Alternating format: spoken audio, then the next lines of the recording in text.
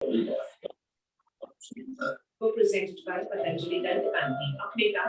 सभी को नमस्ते जी। केतु के आर्यभूषण के 340वें वेबिनार में आपका हार्दिक स्वागत है। अपना माइक बंद कर दें।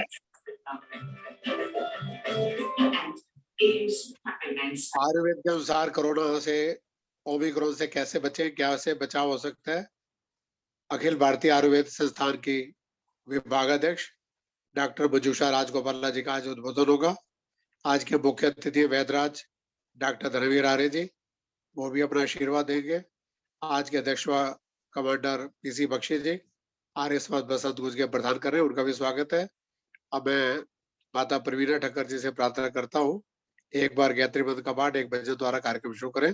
माता प्रवीणा ठक्कर जी, बहुत बहुत स्वागत। सभी को सादर नमस्ते जी। ओम भूर्भुवः स्वः तत्सवितुर्वरेण्यं भर्गो देवस्य धीमहि धियो यो नः प्रचोदयात्। तूने हमें उत्पन्न किया, पालन कर रहा है तू, तुझसे ही पाते प्राण हम, दुखियों के कष्ट हरता है तू। तेरा महान तेज है छाया हुआ सभी स्थान, सृष्टि की वस्तु वस्तु में तू हो रहा है विद्यमान। तेरा ही धरते ध्यान हम, मांगते तेरी दया। ईश्वर हमारी बुद्धि को श्रेष्ठ मार्ग पर चला। ओम भूर्भुवः स्वः तत्सवितुर्वरेण्यं भर्गो देवस्य धीमहि धियो यो नः प्रचोदयात्। श्री देव दयानंद जी का एक भजन गा रही हूँ।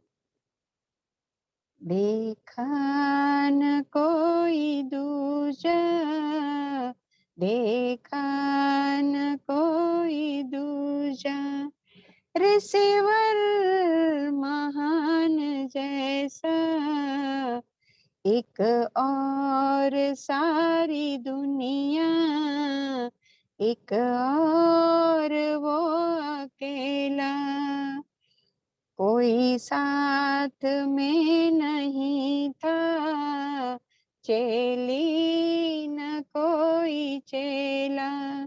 दुनिया के हर सितम को मर्दानगी से झेला, हर दम खड़ा अकेला, सुदृढ़ चट्टान जैसा। देखा किसी का दुख तो रिसीवर की आंख रोई, जग के लिए ऋषि ने रातों की नींद खोई। देखे अनेक त्यागी, ऋषि राज सान कोई, दिल था विशाल इतना, है आसमान जैसा। है आर्यों मेरी तुम समाधि नहीं बनाना, मेरे तन की राख लेकर खेतों में जा गिराना, वेदों के पथ पे चलना, संसार को चलाना, बन जाए श्याम जीवन ऋषिवर जैसा देखा न कोई दूजा, ऋषिवर महान जैसा देखा न कोई दूजा। बहुत बहुत धन्यवाद जी समय देने के लिए। माता परवीना ठक्कर जी मुंबई से जुड़ी, उनका बहुत बहुत स्वागत है, अभिनंदन। अब जो है रविंद्र गुप्ता जी आएंगे फरीदाबाद से, उसके बाद माता सुमित्रा गुप्ता जी तैयार है नरेला से। पहले रविंद्र गुप्ता जी। सभी श्रोताओं को मेरा नमन। जी आइए एक छोटा सा गीत। सुबह को बचपन हंसते देखा, सुबह को बचपन हंसते देखा, फिर दोपहर जवानी, सांझ बुढ़ापा डलते देखा, सांझ बुढ़ापा डलते देखा, रात को खत्म कहानी, सुबह को बचपन हंसते देखा। बचपन बेपरवाह की जिसमें खेल कूद के मेले, आई जवानी अंधी होकर पाप की आग से खेले, वृद्ध अवस्था थर थर कांपे, वृद्ध अवस्था थर थर कांपे, आए याद पुरानी, सुबह को बचपन हंसते देखा। झूठे जग के बंधन झूठे, झूठा जीवन सपना, तू किसका बनता फिरता है, कौन है तेरा अपना। यहाँ किसी ने सदा नहीं रहना, यहाँ किसी ने सदा नहीं रहना, दुनिया आनी जानी, सुबह को बचपन हंसते देखा, फिर दोपहर जवानी, सांझ बुढ़ापा डलते देखा, सांझ बुढ़ापा डलते देखा, रात को खत्म कहानी, सुबह को बचपन हंसते देखा। जीवन में आशाओं के तूने कितने महल बनाए, दरा दराया रह जाए जब अंत बुलावाए, टूटा पिंजरा छूटा पंछी, टूटा पिंजरा छूटा पंछी, हो गई खत्म कहानी, सुबह को बचपन हंसते देखा। उलझा जीवन जीता रहा तू, कभी हार ना मानी, राम नाम सिमरा काम न बिसरा, करता रहा मनमानी, समय बदल गया तू ना बदला, समय बदल गया तू ना बदला, हो गई हारी हानि, सुबह को बचपन हंसते देखा, फिर दोपहर जवानी, सांझ बुढ़ापा ढलते देखा, सांझ बुढ़ापा ढलते देखा, रात को खत्म कहानी, सुबह को बचपन हंसते देखा। बहुत बहुत धन्यवाद जी समय देने के लिए। बहुत बहुत धन्यवाद रविंद्र गुप्ता जी। काफी प्रसन्नता की बात, आज के मुख्य वक्ता डॉक्टर मंजूषा राजगोपाला जी जुड़ चुकी है। उनका स्वागत करता हूँ। 5:30 बजे उनका उद्बोधन होगा, पहले 2-3 भजन। अब 90 वर्षीय माता सुमित्रा गुप्ता जी नैना से जुड़ी है। माता जी आएगी, एक मधुर भजन सुनाएगी। माता सुमित्रा गुप्ता जी। नमस्कार जी, नमस्ते जी। सबको नमस्कार, सादर नमस्कार। छोटा सा एक भजन बोलूंगी मैं। मन शांति सरोवर में नहाया करो, मन शांति, मन शांति सरोवर में नहाया करो, मन शांति, शांति बिना कोई जप ही नहीं है, शांति बिना कोई जप ही नहीं है, चाहे रोज रोज माला घुमाया करो, मन शांति, मन शांति सरोवर में नहाया करो, मन शांति, शांति बिना कोई तप ही नहीं है, शांति बिना कोई तप ही नहीं है, चाहे दिन रात समाधि लगाया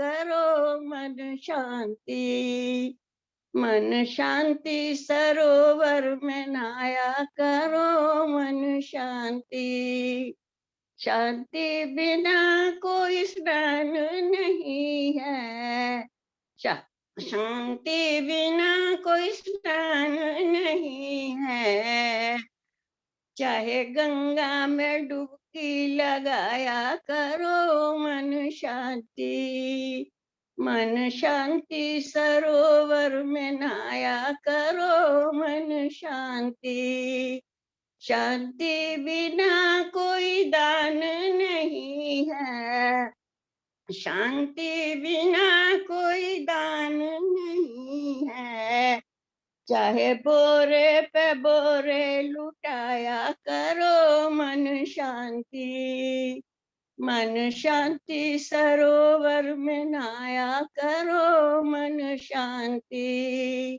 शांति बिना कोई जप पाठ नहीं है, शांति बिना कोई पाठ नहीं है, चाहे चारों वेद पढ़ जाया करो, मन शांति, मन शांति सरोवर में नहाया करो, मन शांति, शांति बिना कोई तीर्थ नहीं है, शांति बिना कोई तीर्थ नहीं है, चाहे चारों धाम फिर आया करो, मन शांति, चाहे चारों धाम फिर आया करो, मन शांति, मन शांति सरोवर में नहाया करो, मन शांति, मन शांति सरोवर में नहाया करो, मन शांति। नमस्कार जी। माता जी का धन्यवाद। माता जी 90 वर्ष की है और रोज इनके भजन सुनने को मिलते हैं। अब मैं आमंत्रित करता हूँ कमलेश चांद्रा जी मेरठ से। जी, सबको सादर नमस्ते जी। नमस्ते एक जी। भजन प्रस्तुत है। वैदिक धर्म की जय हो, वैदिक धर्म की जय हो, भगवान की कृपा से संसार प्रेममय हो, वैदिक धर्म की जय हो। मिल एक स्वर में बोले सब वेद की ऋचाएं, पृथ्वी आकाश गूंजे गूंजे सभी दिशाएं, वेदों की ज्योत्सना से त्रिभुवन प्रकाशमय हो। वैदिक धर्म की जय हो, वैदिक धर्म की जय हो।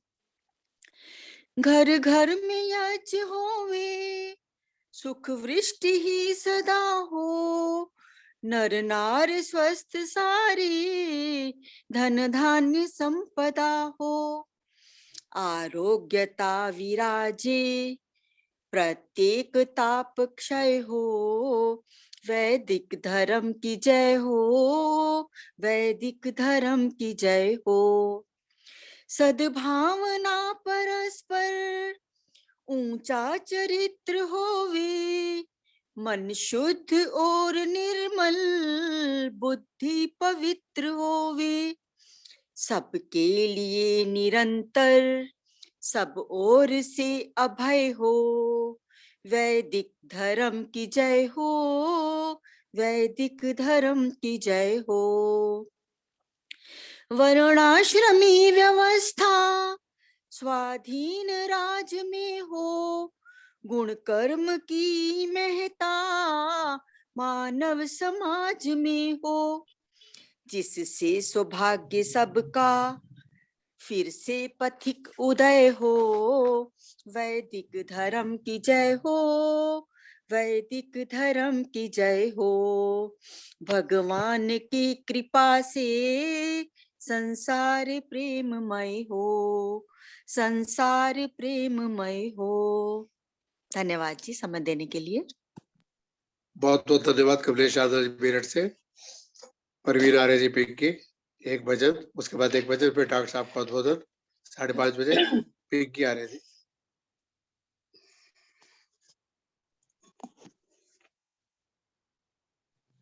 सबको मेरा प्यार भरा नमस्ते। डॉक्टर मंजूषा, आपका बहुत बहुत स्वागत। एक गीत पेश कर रही हूँ आपके आगे। मुखड़ा देख ले प्राणी, जरा दर्पण में हो। देख ले कितना पुण्य है, कितना पाप तेरे जीवन में। देख ले दर्पण में, मुखड़ा देख ले प्राणी, जरा दर्पण में हो। देख ले कितना पुण्य है, कितना पाप तेरे जीवन में। देख ले दर्पण में, मुखड़ा देख ले प्राणी। कभी तो पल भर सोच ले प्राणी, क्या है तेरी कर्म कहानी। कभी तो पल भर सोच ले प्राणी, क्या है तेरी कर्म कहानी। पता लगा ले, पता लगा ले, पड़े हैं कितने दाग तेरे दामन में। देख ले दर्पण में, मुखड़ा देख ले प्राणी, जरा दर्पण में हो।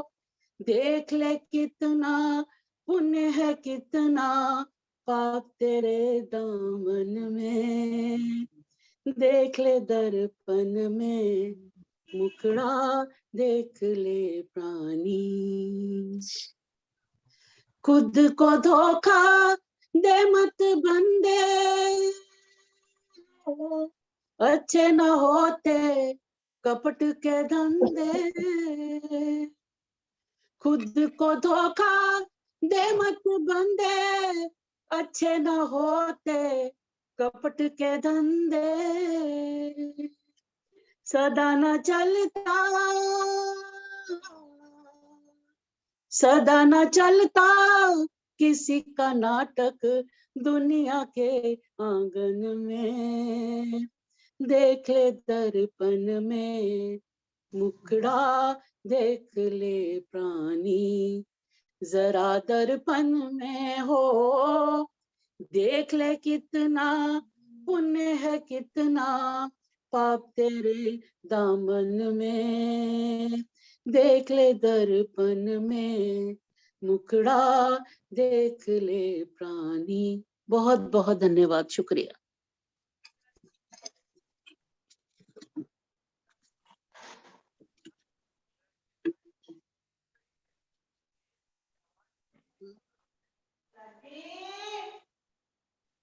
धन्यवाद पिंकी आर्य जी।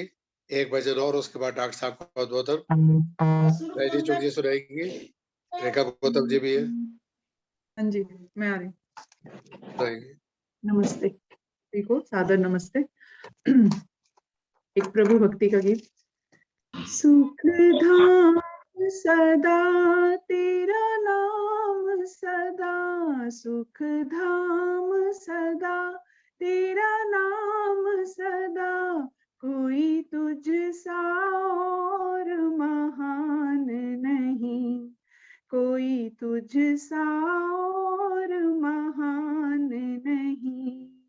कण कण में रमा, घट घट में बसा, कण कण में रमा, घट घट में बसा, तेरा अपना कोई मकान नहीं, सुख धाम सदा तेरा नाम सदा, सुख धाम सदा तेरा नाम सदा, कोई तुझ सा और महान नहीं, कोई तुझ सा और महान नहीं। कोई दीन दुखी जो पुकारे तुझे, सुनता प्रभु तो सदा उसकी, कोई दीन दुखी जो पुकारे तुझे, सुनता प्रभु तो सदा उसकी, तुझे कहते हैं नाथ दयालु सभी, तुझे कहते हैं नाथ दयालु सभी, कोई तुझ सा दया निधान नहीं, सुख धाम सदा तेरा नाम सदा, सुख धाम सदा तेरा नाम सदा, कोई तुझ सा और महान नहीं, कोई तुझ सा और महान नहीं। तूने यूं तो रचाए ज़मीं आसमां, पर्वत सागर बहती नदियाँ, तूने यूं तो रचाए ज़मीं आसमां, पर्वत सागर बहती नदियाँ, पर ढूंढने तुझको जाए कहाँ, पर ढूंढने तुझको जाए कहाँ, तेरा पता न कोई निशान नहीं, सुख धाम सदा, सुख धाम सदा तेरा नाम सदा, कोई तुझ सा और महान नहीं, कोई तुझ सा और महान नहीं।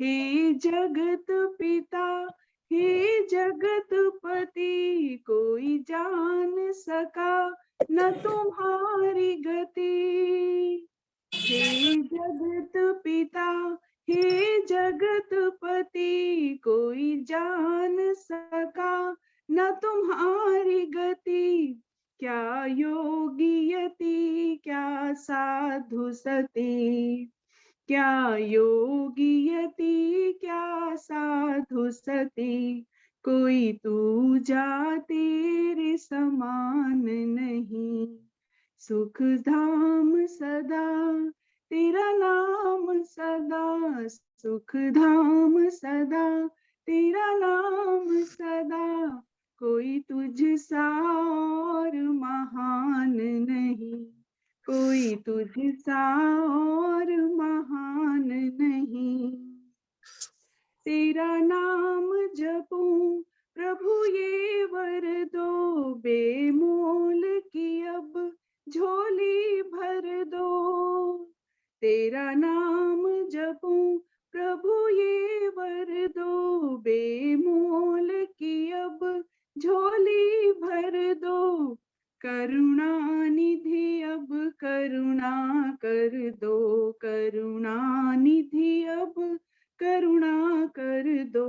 कोई तुझसा करुणा निधान नहीं, सुख धाम सदा तेरा नाम सदा, सुख धाम सदा तेरा नाम सदा। कोई तुझसा और महान नहीं, कण कण में रमा घट घट में बसा, कण कण में रमा घट घट में बसा। तेरा अपना कोई मकान नहीं, तेरा अपना कोई मकान नहीं।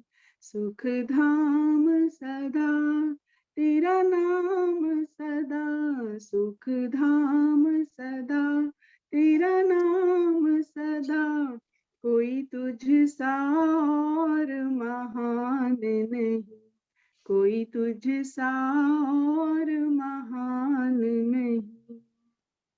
बहुत बहुत बहुत बहुत धन्यवाद, समय- बहुत सुंदर जी चुक जी, धन्यवाद आपका। आज का विषय है आयुर्वेद से ओमिक्रॉन में बचाव। Doctor Manjusha Rajagopala ji, head of department, Akhil Bharatiya Ayurveda संस्थान सरिता विहार, नई दिल्ली से आज की मुख्य वक्ता, उनका उद्बोधन होगा। वैदराज डॉक्टर धर्मवीर आर्य जी, शालीमार बाग से आज की हमारी मुख्य अतिथि है। आर्य समाज बसंत कुंज के प्रधान माननीय कमांडर पीसी बख्शी जी अध्यक्षता करेंगे, तो सभी के विचार सुनने को मिलेंगे।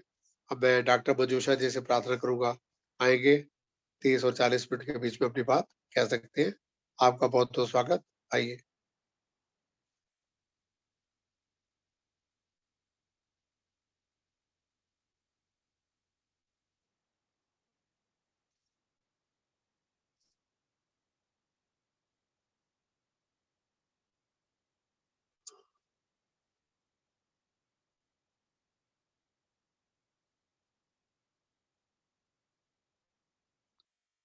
डॉक्टर साहब माइक बंद है आपका।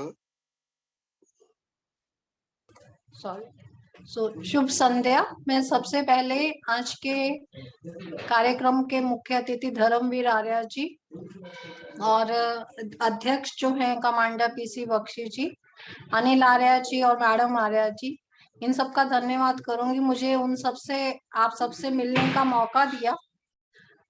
जैसे मुझे तो ये एक सरप्राइज सुखद आश्चर्य ही मिला कि एक भजन संध्या भी हो गई शाम के समय। हम लोग सुबह से काम करते करते थक जाते, तो एक बहुत अच्छा रिलैक्सिंग एक्सपीरियंस रहा। और मुझे ऐसा लगा आपकी बातों से कि ये प्रोग्राम से पहले आप हर बार ऐसा कुछ रखते हैं, भजन प्रोग्राम से पहले 4-5 भजन रोज होते हैं। हाँ जी, हाँ जी। नहीं, ये बहुत अच्छा एक क्या कहना चाहिए कार्यक्रम है। अभी मैं इसमें स्लाइड शेयर कर सकती हूँ सर, या मैं वैसे ही इधर से देखते हुए इधर बोलती जाऊंगी, कोई इशू नहीं है मुझे। होस्ट बना देता हूँ, आप कर लीजिए। हैं? आपको होस्ट बना देता हूँ, आप कर लीजिए। हाँ। एक्चुअली मैंने इंग्लिश में बनाया, पर मैं हिंदी मिक्स करके बोलती जाऊंगी। ठीक है जी।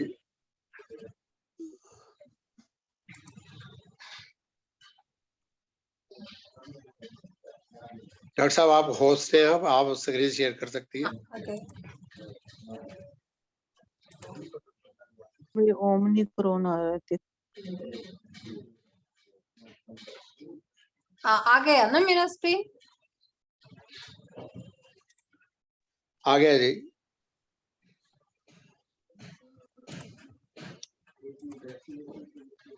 तो सबसे पहले जैसे आप लोगों ने भजन संध्या से शुरू किया, हम लोग भी ओम गम गणपते नमः। सो गणेश जी की वंदना करते हुए मैं आज का उद्बोधन अपना शुरू करना चाहूंगी। क्या जो भी थोड़ा बहुत है हम डिस्कशन कर सकते हैं, आप लोग बीच में क्वेश्चन भी कर सकते हैं। और ये जैसे सर ने बताया, मैं अखिल भारतीय आयुर्वेद संस्थान में हूँ जो सहिता विहार के पास है। यहाँ पे एक शालाक्य विभाग है जिसमें कि आंख, कान, नाक, गले के रोगों का, जिसमें कि जो है रोगियों का अध्ययन और ट्रीटमेंट दोनों किया जाता है। यहाँ पर मैं गत 5 वर्ष से काम कर रही हूँ। उससे पहले मैं गुजरात जामनगर आयुर्वेद यूनिवर्सिटी, जो कि आयुर्वेद के क्षेत्र में पहली यूनिवर्सिटी, उसमें काम कर रही थी। बेसिकली मेरी शिक्षा जो है वो दिल्ली से ही हुई ग्रेजुएशन, और उसके बाद मैंने वहां पे अपना जॉब किया 17 साल तक। सो ओमिक्रॉन या कोविड आज घर घर में एक नाम है। 2 तरह के लोग हैं जो कि कोविड से बहुत डरते भी हैं, और एक ऐसे लोग हैं जो बिल्कुल नहीं डरते। क्योंकि कुछ दिन पहले हमने देखा जब कोविड के केस बढ़ना शुरू हुए, उससे पहले तक या अभी लॉकडाउन होने तक मार्केट्स ऐसे भरे पड़े हैं। हम सब लोग कोविड का सेकंड वेव भूल गए, जिसमें कि बहुत सारे लोग की मृत्यु हुई और बहुत सारे लोगों को लाइक सीरियस कॉम्प्लिकेशंस हुई। ऑक्सीजन की इतनी कमी हुई पूरे दिल्ली में या देश भर में। लेकिन हम थोड़े ही दिनों में, जैसे इंसान का स्वभाव होता है, दुख निकल जाता है तो भूल गए, और फिर से हमारी नॉर्मल रूटीन शुरू हो गई थी। लेकिन ओमिक्रॉन जो वेरिएंट आया या थर्ड वेव इंडिया की है, ये वेरिएंट पहले वाले वेरिएंट से फर्क है। इसने हमें फिर से याद दिलाया कि नहीं, अभी बाकी है और हमें अपना सावधानी नहीं बरतना नहीं छोड़ना है। जैसे बोलते ना, सावधानी हटी तो दुर्घटना घटी। तो इसमें हम थोड़ा सा जानेंगे कि अब तक, पहले मैं 3-4 पॉइंट कोविड के बारे में पहले बताऊंगी, फिर मैं ओमिक्रॉन के पर आऊंगी। कि कोविड यस चाइना से शुरू हुआ, सभी जानते हैं, और अभी देश मतलब कोई ऐसा देश विश्व में नहीं बचा है जहां पर कि कोविड से सफर ना हुए हों लोग। और अभी तक वैक्सीन्स बहुत सारी आ गई, बहुत सारी कंपनीज क्लेम करती हैं कि हमने इस तरह से बनाया, लेकिन कोई भी सिंगल वैक्सीन ऐसी नहीं कोई क्लेम कर सकता कि हाँ सभी वायरस पे वो इफेक्टिव होगी। क्यों? वायरस, ये वाले वायरस का जो नेचर है वो चेंज होता रहता है। ये आरएनए वायरस है, तो इसका चेंज होने के कारण एक परमानेंट सॉल्यूशन आना बहुत मुश्किल है। और इसके लिए सबसे अच्छा उपाय क्या है कि हम शरीर की क्षमता, रोग से लड़ने की क्षमता को बनाए रखें और अपना खान पान सही रखें, जिससे कि अगर हमारे रोगों से लड़ने की शक्ति रहेगी तो वातावरण में तो हमेशा ही जीवाणु रहते हैं, लेकिन अगर हम रोगों से लड़ने की क्षमता को बनाए रखेंगे तो हम डेफिनेटली, अगर हम उसके कांटेक्ट में भी आएंगे, लेकिन हमारा शरीर उन रोगाणुओं को निरस्त कर पाएगा, हम उससे इफेक्ट नहीं होंगे। और बच्चे और प्रेग्नेंट लेडीज इसमें, इसके लिए ज्यादा रिस्क पे रहते हैं हमेशा से तीनों वेव में। लेकिन ओमिक्रॉन जो है, इसमें बच्चों को भी इसने ज्यादा इफेक्ट किया है। एक और बात है कि पहले वाले उसमें तो था कि अगर कोई कॉम्प्लिकेशन, ब्रीदिंग प्रॉब्लम, O2 का लेवल कम वगैरह हुआ तो तुरंत उनको हॉस्पिटल ले जाना।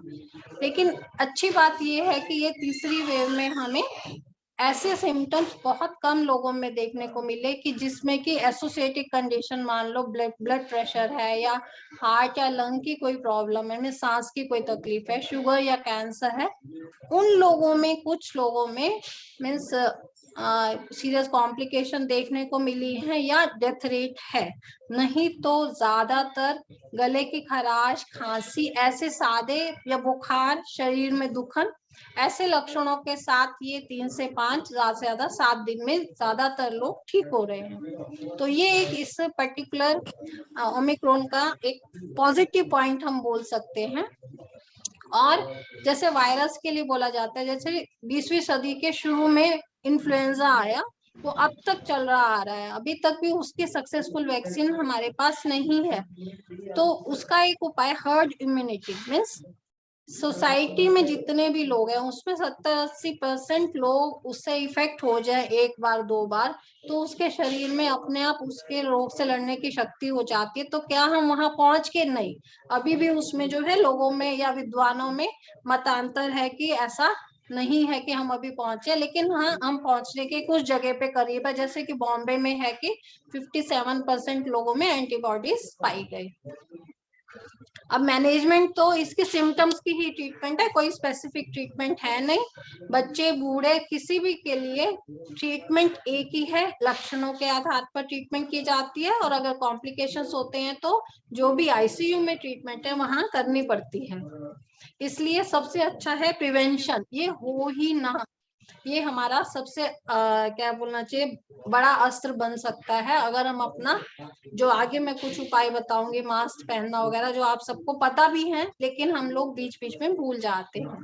ये जो नया वायरस आया, इसको इन्होंने नया नाम दिया गया SARS-CoV-2 B11529, WHO ने दिया, और ये सबसे पहले नवंबर 11 2021 में मिला बोस्वाना में, और नवंबर 14 2021 में साउथ अफ्रीका में रिपोर्ट हुआ, और दिल्ली में पहला, इंडिया में पहला केस 2 दिसंबर को आया।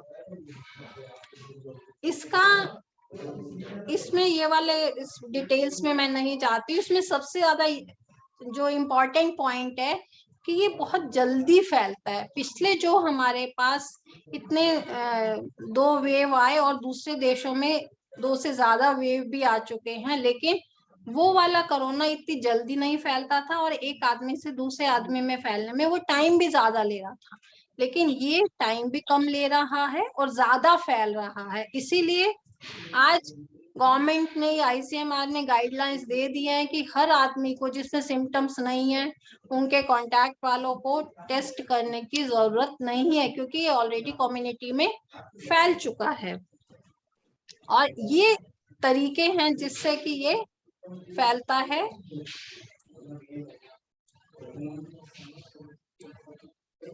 जैसे खांसी करते हैं और उसमें ढकते नहीं है, पहले कोविड एप्रोप्रिएट बिहेवियर दिया था कि ऐसे अपने हाथों को आगे रख के, जिससे कि जो नाक से जीवाणु निकलते हैं स्राव के साथ वो बाहर नहीं फैले। तो ये जो ड्रॉपलेट्स हैं गंदी जगह पे, जहाँ ड्रॉपलेट्स गिरे हुए, अगर हमने अपने हाथ रख दिए, एक दूसरे उन हाथ पे लगा हुआ है, एक दूसरे के साथ शेक हैंड करते हुए, तो इसलिए जो इंडिया का तरीका है नमस्कार करने का, नमस्ते अभिवादन करने का, वो सबसे अच्छा है। और कफिंग वगैरह से या उस जगह को छू देने से, इसीलिए बोला गया कि कॉमन स्पेस में, जैसे हम लिफ्ट में, सीढ़ियों में कहीं जाते हैं तो वहां पे उसकी रेलिंग वगैरह को ना छुएं। ये सिम्टम्स सेम जो पहले वाले वायरस के उसमें पाए जाते थे, ओमिक्रॉन में भी वही सिम्टम्स सब मिल रहे हैं, लेकिन कई लोगों में सिर्फ शरीर में दुखना वगैरह ही मिलता है, और बुखार या ये सब चीजें नहीं मिलती हैं। कुछ लोगों में बुखार मिलता है। और एक अच्छी बात यह है कि पिछली बार जब हुआ था तो लोगों में सांस में क्या बोलते हैं, स्मेल का पता नहीं चलना या टेस्ट का पता नहीं चलना, वो ज्यादा था, वो जो कि इस बार कम है। सिम्टम्स माइल्ड होने के कारण लोगों को हॉस्पिटल में एडमिशन भी कम है। गवर्नमेंट ने अपनी पूरी तैयारी की है, लेकिन हॉस्पिटल में बेड्स काफी खाली पड़े हैं, और वो जो लोग एडमिट हैं वो भी माइल्ड सिम्टम्स में हैं, और उनको ICU में जाने की भी जरूरत नहीं है, जो कि बहुत अच्छा साइन है। लेकिन सबसे बड़ा नेगेटिव पॉइंट इसका ये है कि बहुत जल्दी से फैलता है, इसलिए ये हमें ध्यान रखना ही पड़ेगा। इसमें दूसरी बात यह है कि इसमें 80-90% लोग ऐसे हैं जिन्होंने 2 डोज वैक्सीन की ले ली है, उनको भी हुआ है। और ये भी क्या बोलना चाहिए, शोध से सामने आया है कि री इन्फेक्शन का चांसेस इसमें अभी भी फिर से हैं। और जो जांच है उसके लिए कॉमन टेस्ट RT-PCR पहले वाला ही है। मैनेजमेंट भी कोविड के जैसे, इससे डरने वाली कोई बात नहीं है, सिर्फ अगर हम सावधानी रखेंगे तो इससे बचा जा सकता है। घर में बड़े बूढ़े हैं, उनका खास ख्याल रखना है। अगर किसी को हो जाता है तो कैसे आइसोलेशन करना, आगे एक बहुत अच्छा WHO का पिक्चर है, वो मैं दिखाती हूँ। अब एक कैसे ओमिक्रॉन दूसरे उससे फर्क है, एक तो ये हो गया कि ये ज्यादा कंटेजियस है, इसमें दूसरे सिम्टम्स लंग्स वाले, ब्रीदिंग प्रॉब्लम, ये सब सिम्टम्स नहीं है, लेकिन खराश से शुरू होके बुखार, शरीर दुखना, ऐसे सिम्टम्स देखने को मिलते हैं। टेस्ट और स्मेल का मैं बता चुकी हूँ, और 3 दिन के अंदर ही सिम्टम्स आ जाते हैं। पहले जो 10 से 14 दिन या हफ्ते से 14 दिन तक था, हॉस्पिटलाइजेशन इसमें कम है, आईसीयू में लोग कम जाते हैं, मोर्टेलिटी भी कम है। लेकिन हाँ, जो लोग डायबिटीज वाले पेशेंट हैं, हाइपरटेंशन या हार्ट प्रॉब्लम या कैंसर वाले पेशेंट हैं, जिनमें की रोगों से लड़ने की क्षमता बहुत कम है, उनमें जरूर प्रॉब्लम हो सकती है, उनका हमें खास ख्याल रखना होगा।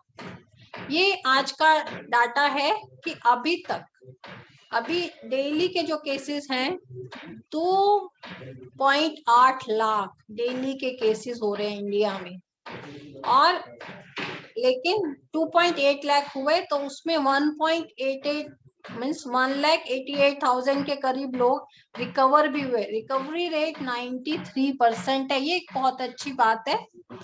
और इतने जनवरी में ही बढ़ते, सडन दिसंबर में पहला केस रिपोर्ट होके हमारे पास इस समय 18,31,000 या 18.31 लाख जो है लास्ट 24 आवर्स में ये टोटल डाटा पहुंच चुका है एक्टिव केसेस का। वो कोविड के केसेस हैं। ओमिक्रॉन के जो जांच के आधार पर केसेस हैं वो पहुंच चुके हैं 8,961, क्योंकि स्पेसिफिक ओमिक्रॉन की जांच बहुत मतलब पूरे सभी केसेस में नहीं हो रही है, सिर्फ सिम्टम्स है जिनमें उन्हीं की जांच की जा रही है। ये उन रिपोर्ट्स के आधार पर है, एक्चुअल डाटा थोड़ा ज्यादा इससे हो सकता है। अब ओमिक्रॉन को हम आयुर्वेद में कैसे समझते हैं? आयुर्वेद में एक बड़ा अच्छा कॉन्सेप्ट है, धर्मवीर जी, वैद्य धर्मवीर जी में से एग्री करे, जनपदोध्वस। एक कॉमन कहानी है कि जैसे पहले होता था कि एक गांव का पानी दूषित हो गया तो पूरे गांव में हैजा फैल गया, लोग मर गए। एक गांव का वातावरण में वायु में कुछ प्रदूषण हो गया तो सांस की बीमारी से लोग बीमार ज्यादा हो गए। तो एक साथ जब कोई बीमारी किसी जनपद में, किसी पॉपुलेशन में फैलती है तो उसको आयुर्वेद में जनपदोध्वंस कहा गया है। औपसर्गिक रोग एक कॉन्टेक्स्ट है जिसमें कि ये बोला गया कि दूसरे व्यक्ति के चीजों को यूज करने से, दूसरे व्यक्ति के एकदम पास में बैठ के सांस लेने वगैरह से जो है ऐसे रोग आते हैं जिसमें ज्वर या फीवर एक कॉमन है, और ये इसमें फीवर एक प्रधान लक्षण है। और जो ऑर्गेनिज्म से, जीवाणुओं से होने वाले ज्वर को आयुर्वेद में बोला है भूताभिसंगज या आगंतुक ज्वर, मीन्स एक्सटर्नल कारणों से, क्योंकि जो जीवाणु हैं वो शरीर के बाहर होते हैं, वातावरण में होते हैं।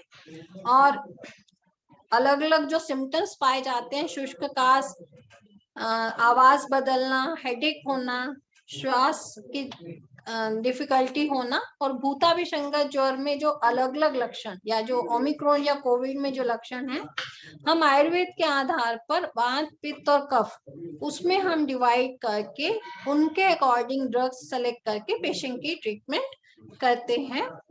जैसे कि फीवर है तो वो उसमें पित्त की प्रधानता है, थकान हो रही है, सूखी खांसी है तो उसमें वात की प्रधानता है। ये एक सिंपल उसमें हम समझ सकते हैं। अब जो ट्रीटमेंट में जब हम करते हैं, जैसे बोला ये 3 दोषों के कारण होते हैं, तो तीनों दोषों को ध्यान रखते हुए जो ड्रग्स हैं उसकी सेलेक्ट की जाती है।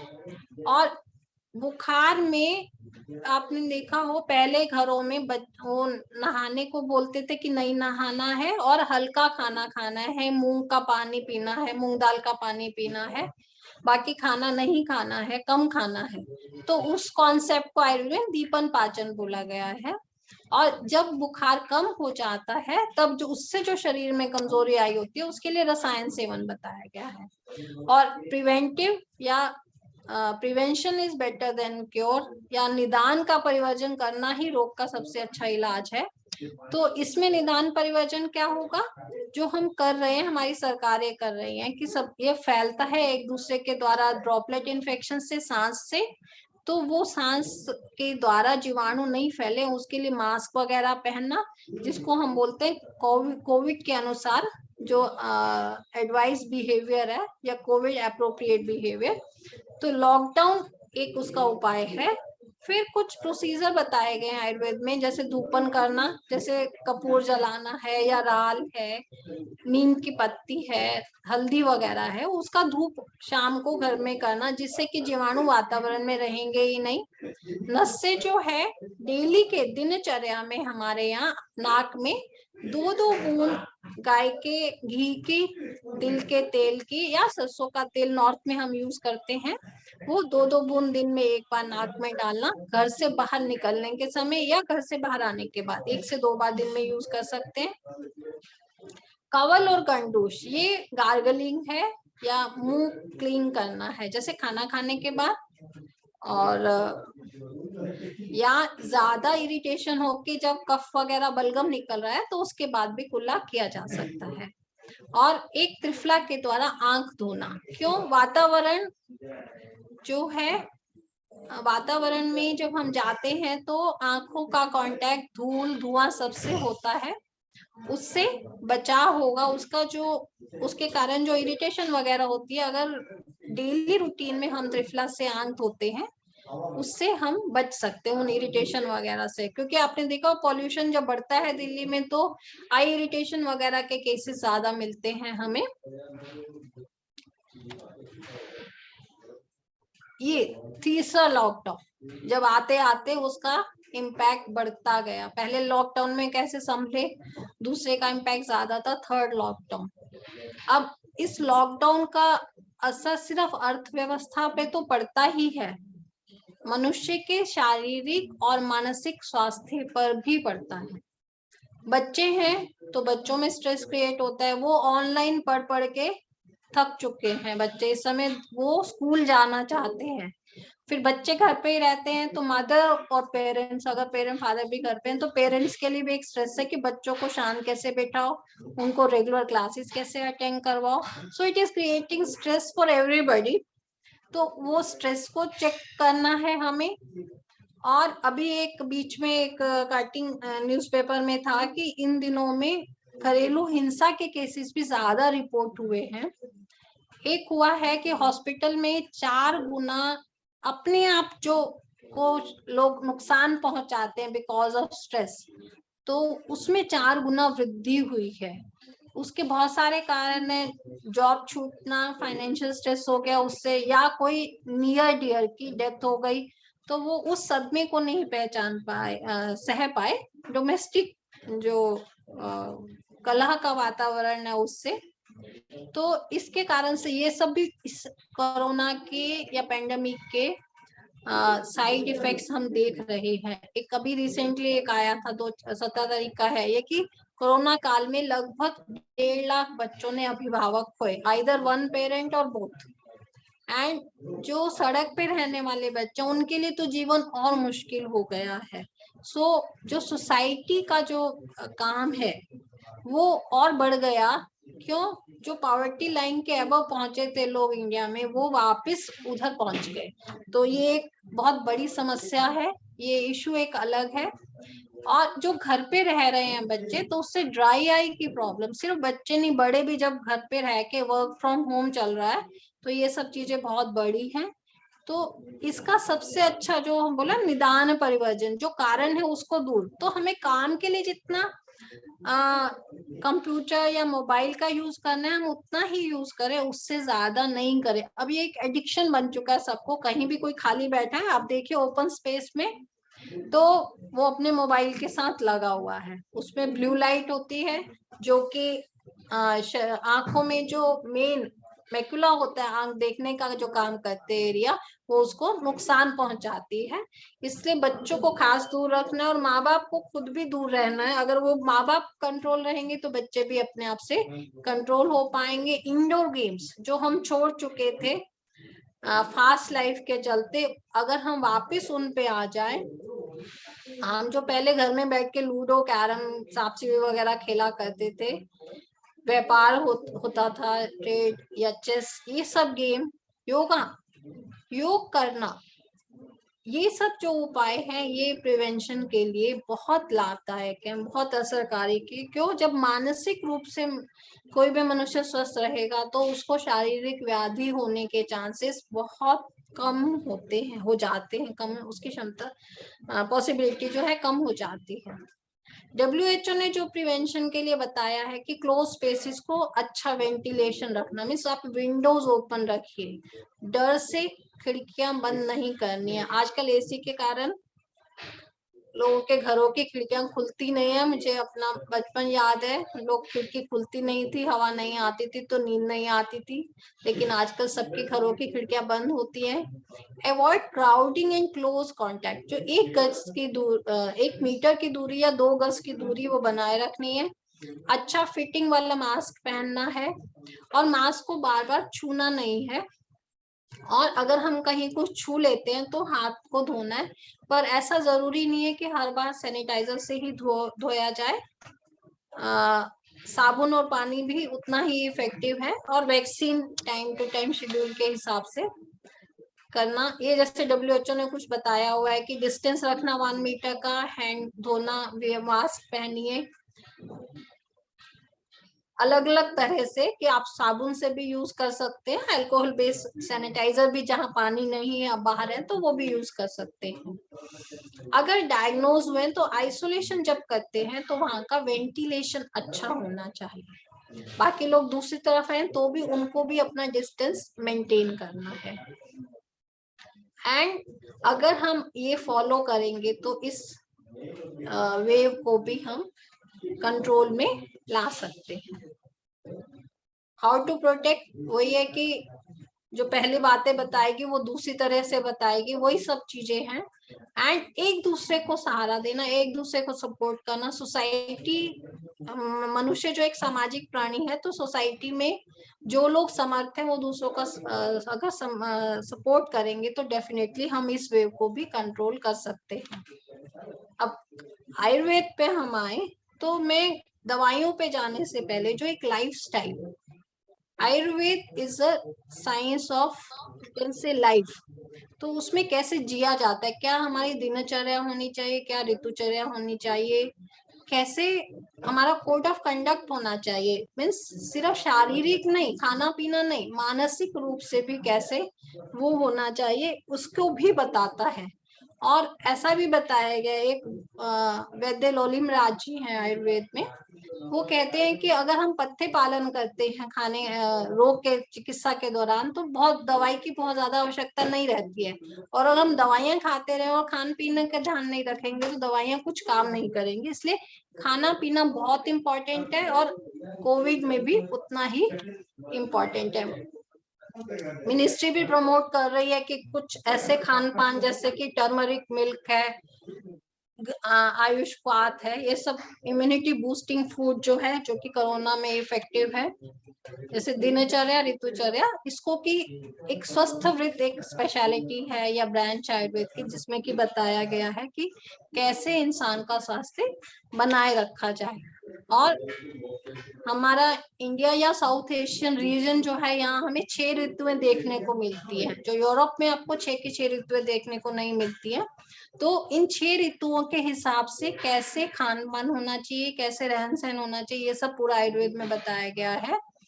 इन पर्टिकुलर ऋतु में, जैसे कि सर्दियों में पित्त का कोप होता है, गर्मियों में वात का कोप होता है, वसंत ऋतु में कफ का कोप होता है, उसके हिसाब से आहार विहार बताया गया। अगर हम उसको फॉलो करते हैं तो इन रोगों से हम ग्रसित नहीं होंगे, और कोरोना भी उसमें ही आता है। जैसे ये जो सीजन सर्दियों में आया, सर्दियों में फ्लू या इन्फ्लुएंजा वैसे भी होता है, और इस समय में आया तो वो दोनों केसेस मिक्स हो रहे हैं। इवन डेल्टा वेरिएंट जो इसके दूसरा प्रकार है वो भी मिक्स है, इसलिए इस समय हमारे पास एक से ज्यादा कोरोना के वेरिएंट चल रहे हैं, इसलिए बहुत ज्यादा ध्यान रखने की जरूरत है। दूसरा है आचार रसायन, जो मैंने कोड ऑफ कंडक्ट बताया था, मीन्स कैसे रहना, जैसे अपने बड़ों का आदर करना, काम क्रोध लोभ मोह अहंकार, ये जो 5 शत्रु हैं मनुष्य के, उनसे बच के रहना। तो जो एक स्पिरिचुअल, आज जो आप बातें भजन में भी वो लाइनें आ रही थी, जो भी 4-5 भजन मैंने सुने, तो ये अगर हम मानसिक रूप से स्वस्थ रहेंगे, जो स्पिरिचुअली अगर हम अपने आप को थोड़ा सा स्ट्रॉन्ग करते हैं, तो डेफिनेटली जो फिजिकल अफेक्ट नहीं होते हैं, और ये आयुर्वेद की स्ट्रेंथ है। अगर हम चिकित्सा पे अगर आते हैं तो जो दुर्बल रोगी है एक्यूट फेज में, उसको हम दवाई देते हैं सिम्टम्स के आधार पे। जैसे बुखार है तो बुखार की दवाई, हमारे यहाँ सुदर्शन घनवटी है, लक्ष्मी विलास रस है, त्रिभुवन कीर्ति है, ये सब दवाइयां दी जाती है। और अगर उसको पित्त या रक्त के साथ है तो उसको हम ठंडी दवा देंगे, स्वेदन वगैरह नहीं करना है। और अगर कफ के बढ़े हुए रोग हैं और रोगी की फिर बल अच्छा है तो उसको उसके हिसाब से दवाइयां दी जाती हैं, वमन भी कराया जाता है।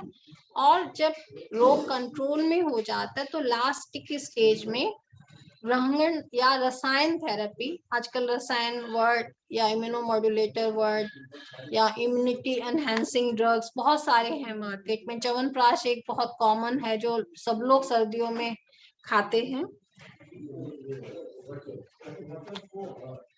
जनरल मेजर्स क्या, मिनिस्ट्री ने भी बताए, इनमें से कुछ हम लोग हमारे यहाँ भी जब पेशेंट आते हैं तो उनमें फॉलो करते हैं।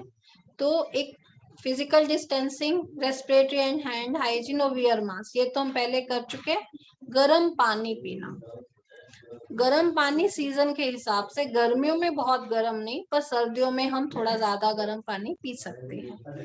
सफिशिएंट स्लीप, टाइम पे सोना, और जितना शरीर को चाहिए, हर आदमी के शरीर को, हर एक की अपनी बायोलॉजिकल क्लॉक होती है। किसी के लिए 6 घंटे सो के भी वो फ्रेश लगता है, किसी को 7-8 घंटे स्लीप चाहिए ही चाहिए। तो इसलिए अपने शरीर की रिक्वायरमेंट के हिसाब से सोना, फिजिकल एक्सरसाइज करना, योगासन, प्राणायाम, मेडिटेशन साथ में करना, गरम खाना खाना, बचा हुआ बासी खाना नहीं खाना। पहले यही होता था घरों में कि बचा हुआ खाना नहीं खाते थे, उतना ही बनाया जाए जो एक टाइम में खत्म हो जाए। और वेल बैलेंस डाइट, और उसमें हम अपने स्पाइसेस, जो आजकल ट्रेंड हो गया है फास्ट फूड में अजीनोमोटो और ये सब, मायोनीज और चीज, ऐसा नहीं, हल्का खाना जो आसानी से पच सके वही खाना ज्यादा लेना है, जिसमें कि हल्दी, जीरा, धनिया, लहसुन वगैरह मसाले डले हुए हों, क्योंकि ये शरीर में आम का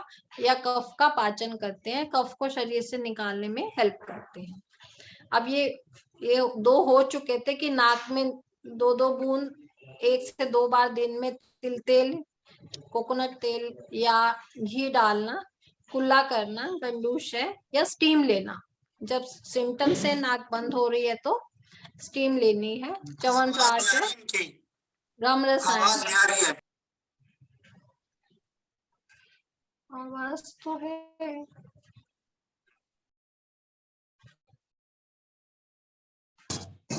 हमें तो आ रही है, आवाज आ रही है। डॉक्टर द्रव्य जी आवाज आ रही है। इशू होगा, यहाँ तो ऑन है। डॉक्टर साहब आ रही है आवाज द्रव्य जी। स्टीम लेना, स्टीम हम 2 तरह से ले सकते हैं। मैं अपनी प्रैक्टिस में करती हूँ कि एक तो पानी से ले रहे हैं, लेकिन कई बार पानी से पॉसिबल नहीं होता है तो तवे पे हम हल्दी और अजवाइन डाल के धुआं लेते, तो भी बंद नाक जो है एकदम से खुल जाती है। लेकिन दिन में 1 से 2 बार ही लेना, और अपने एक बार किसी को दिखा के, है ना, क्योंकि अगर हम अपने, होता क्या है हमारा इंडियन माइंडसेट है, हम एक दूसरे को आगे बताते चले जाते हैं, और कई बार उसमें एक ऐसी कोई कंडीशन होती है कि वो उस पर्टिकुलर रोगी के लिए वो सुटेबल नहीं है। तो इसलिए अगर आपको स्टीम एडवाइस की गई है तो आप इस तरह से भी ले सकते हैं। नहीं तो पानी में भी अजवाइन है, यूकेलिप्टस ऑयल आता है, मेंथॉल आता है, वो 1 बूंद 2 बूंद डाल के हम स्टीम ले सकते हैं। च्यवनप्राश वगैरह हो गया। गोल्डन मिल्क, तो गोल्डन मिल्क सिर्फ सिंपल हल्दी वाला दूध नहीं, टर्मरिक लाटा मीन्स दूध को फ्रॉथ करके, ऐसे भी फॉरेन में बिकने लगा, लेकिन अगर हम घर पे हल्दी दूध बोले तो सब लोग, बच्चे मुंह चलाते हैं कि नहीं पियेंगे। अब बुखार के हिसाब से हर फिजिशियन अलग अलग दवाइयां यूज करता है। ये कुछ मैंने लिखी है कि अगर शरीर में दुखाव भी है, मीन्स बॉडी एक साथ में है, तो अमृता रिष्ट है, दशमूला रिष्ट वगैरह, खांसी है तो सितोफल आदि चूर्ण, तालिस आदि चूर्ण वगैरह यूज करते हैं। सोर थ्रोट है, मीन्स गले में खराश ज्यादा है तो स्टेप्सिल वगैरह आती है, व्योषादि वटी वटी है, कुका टैबलेट आती है। ब्रेथलेसनेस के हिसाब से तो फिजिशियन के एडवाइस पे ही लेना चाहिए, और जो पंचकर्म फिजिशियन के एडवाइस पे ये पंचकर्म किए जाते हैं, वमन है, विरेचन है। और कोविड के बाद या इवन ओमिक्रॉन के बाद भी हमारे यहाँ पर एक पेशेंट को, स्टूडेंट को हेयर फॉल मिला, लोकलाइज एक एरिया में हेयर फॉल मिला, तुरंत कोरोना से बाहर निकलते ही, ओमिक्रॉन के इन्फेक्शन से बाहर निकलते, तो हेयर फॉल भी एक इसकी कॉम्प्लिकेशन पाई जाती है, तो उसमें बाद में हम रसायन चिकित्सा करते हैं। और आई थिंक आयुर्वेद जो है, इसमें कोरोना में आयुर्वेद मीन्स बीमारी तो कभी अच्छी नहीं होती है, लेकिन इंडिया में आयुर्वेद को एक अच्छा नाम मिला, क्योंकि आयुर्वेद इसमें अपनी स्ट्रेंथ दिखा पाया, क्योंकि एक ऐसा रोग निकला जिसमें कि उनके पास कुछ नहीं था। मीन्स मेरा इनसे किसी से वो नहीं है, लेकिन मॉडर्न मेडिसिन में आज तक भी एक नॉन मेडिसिन नहीं, अभी वो ट्राई ही कर रहे हैं कि ये मेडिसिन और वो मेडिसिन। लेकिन डेफिनेटली अगर इंडिया इतनी पॉपुलेशन होते हुए भी इतना डाइवर्सिटी होते हुए भी अगर हम कोविड से लड़ पाए हैं, तो हमारा जो आहार विहार है, लाइफस्टाइल है, उसके कारण से। एंड हमारे डायरेक्टर मैम का एक आर्टिकल था कि आयुर्वेदा रेमेडीज एक न्यूज़पेपर में हेल्प टू रिड्यूस द कोविड-19 इन्फेक्शंस। एंड आयुर्वेद को डेफिनेटली इस समय लोगों ने सपोर्ट किया है, आयुर्वेद के फिजिशियंस ने लोगों की हेल्प की है, चाहे वो प्राइवेट प्रैक्टिशनर्स हो कि गवर्नमेंट हॉस्पिटल्स हो, क्योंकि हम लोग शायद ही बीच में घर बैठे हो, हम लोग तीनों वेव्स के दौरान हॉस्पिटल आते रहे हैं, जिस भी तरह से जितने भी नंबर ऑफ पेशेंट्स के साथ हमारा हॉस्पिटल चलता रहा। तो इन्हीं शब्दों के साथ मैं अपनी वाणी को विराम देना चाहूंगी। आई होप के like I could share something for all of you. Thank you Arya ji. बहुत बहुत धन्यवाद डॉक्टर साहब, बहुत अच्छी जानकारी मिली। किसी का कोई प्रश्न हो तो पूछ सकते हैं। उसके बाद एक दो भजन पे डॉक्टर धर्मवीर जी का उद्बोधन, दीप्ति सप्रा जी तैयार रहेगी। कोई प्रश्न है तो पूछ सकते हैं। डॉक्टर साहब, मेरी बेटी यूएसए में है, उसकी दोनों नाक जो है वो ब्लॉक्ड हैं 15 दिन से। क्या कोई आयुर्वेदिक दवाई या पतंजलि की कोई रेडीमेड दवाई वहाँ स्टोर्स हैं, मिल जाती हैं? क्या आप मुझे बता सकती हैं उसके लिए? दोनों नाक नहीं, नाक बंद सिर्फ 15 दिन से है या पहले भी था? नहीं जी, 15 दिन से है। तो इस बीच उनको लाइक जुकाम या बुखार वगैरह हुआ था क्या? नहीं, वो तो कोरोना बहुत पहले हुआ था, वो तो रिकवर कर गई थी, लेकिन अभी वो ऐसे ही नाक एकदम से थोड़ा सा हल्का सा, पहले रनिंग नोज हुई, उसका ऑल्टरनेट हो रहा है, पहले रनिंग नोज होती है, फिर वो मेडिसिन वगैरह से क्लॉग्ड हो जाती है, फिर वो खुलती है तो फिर रनिंग नोज हो जाती है, और सांस नहीं आ रही है, हार्ट पे भी जोर पड़ने लग गया है, जॉब भी करती है, बहुत मुश्किल हो रही है उसको। मतलब वहाँ की तो ट्रीटमेंट करी है, नेजल स्प्रे, मेडिसिन सूडाफेस्ट वगैरह, और भी फिर उसका माइडर वर्जन लिया, उससे हार्ट पे असर हो गया था। तो मतलब 47 ईयर्स की है वो।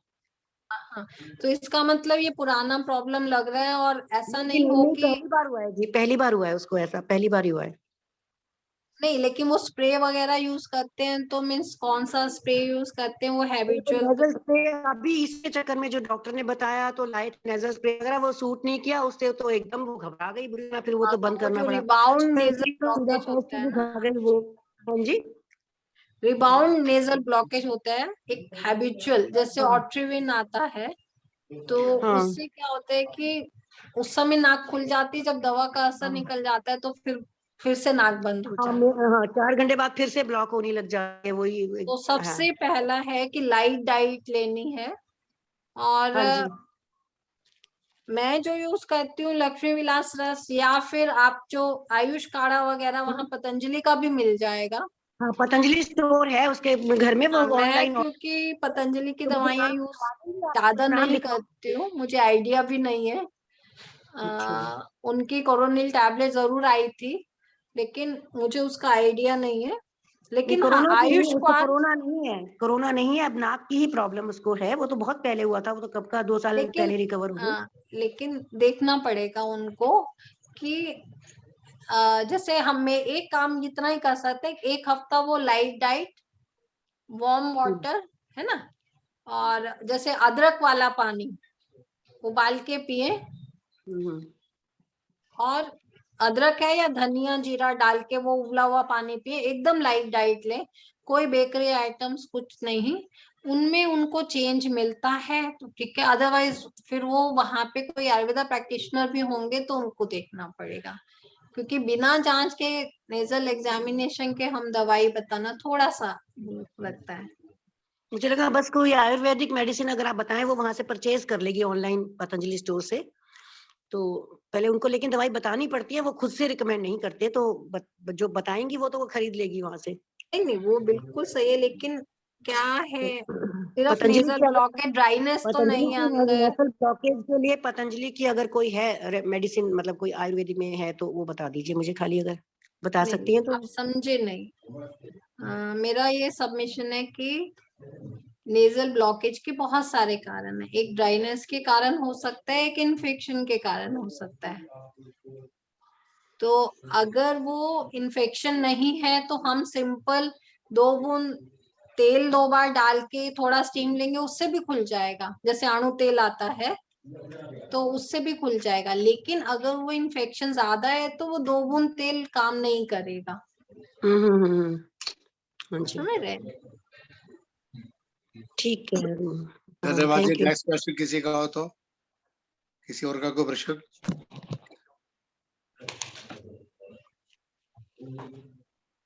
तो डॉक्टर मंजूषा जी का बहुत बहुत धन्यवाद करता हूँ, आपने अमूल्य समय दिया। अब दीप्ति सबरा जी का एक भजन, उसके बाद आज के मुख्य अतिथि डॉक्टर धर्मीराज जी अपना आशीर्वाद देंगे। आइए दीप्ति सबरा जी, एक भजन। नमस्ते भाई साहब, नमस्ते। अब मैं बाकी लोग माइक बंद कर दें। आज मेरे को लिंक मिला आपका। ठीक है जी। दीप्ति सबरा जी आ रही है? रचना वर्मा जी आ रही तो अमृतसर से। हाँ जी, सभी को सादर नमस्ते जी। नमस्ते जी। सांसों का क्या भरोसा, सांसों का क्या भरोसा, रुक जाए चलते चलते, रुक जाए चलते चलते, जीवन की है जो ज्योति, जीवन की है जो ज्योति, बुझ जाए जलते जलते, बुझ जाए जलते जलते, सांसों का क्या भरोसा, सांसों का क्या भरोसा, जीवन है 4 दिन का, 2 दिन की है जवानी, 2 दिन की है जवानी, जब आएगा बुढ़ापा, जब आएगा बुढ़ापा, थक जाए चलते चलते, थम जाए चलते चलते, सांसों का क्या भरोसा, सांसों का क्या भरोसा, आजू का क्या भरोसा, रुक जाए चलते चलते, चलते चलते, समझा न तू इशारा, समझा न तू इशारा, समझाना खेल इसका, समझाना खेल इसका, क्यों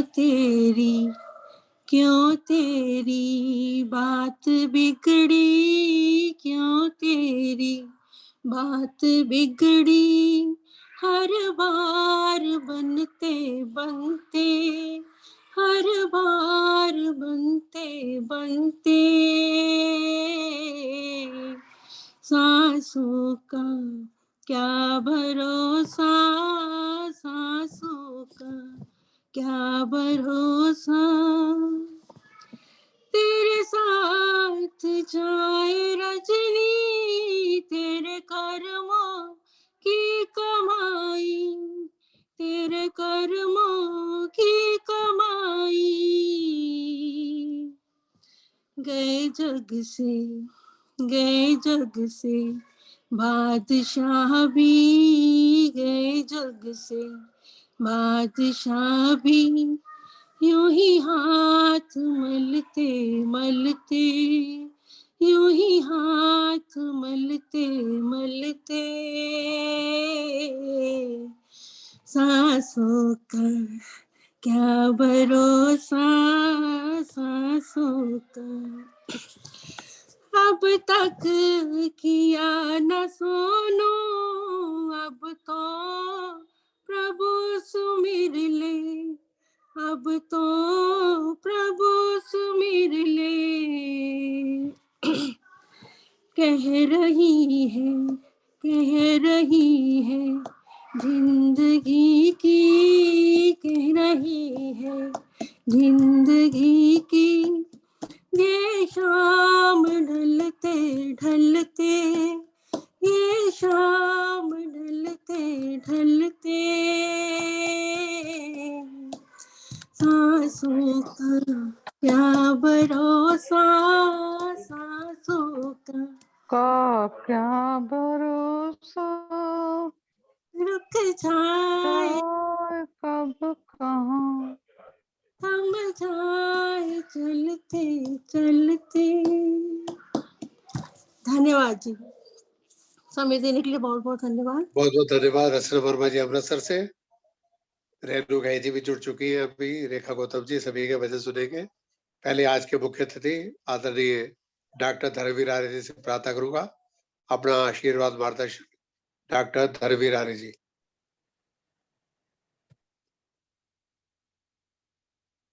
डॉक्टर धर्मवीर आर्य जी आइए।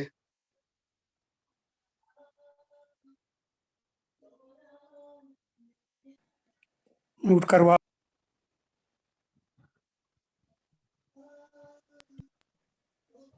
हेलो। हाँ जी बोलिए डॉक्टर साहब। अरे मैं वीडियो स्टॉप, वीडियो को चालू करो और वो अभी तक करूंगा।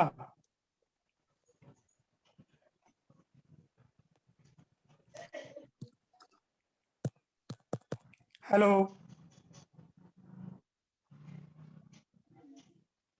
डॉक्टर साहब आवाज आ रही है, बोलिए। आवाज तो आ रही है, मेरा जो है ना कनेक्शन है, बोलूं? वीडियो नहीं आ रहा। हाँ बोलिए, सुन लेंगे सब।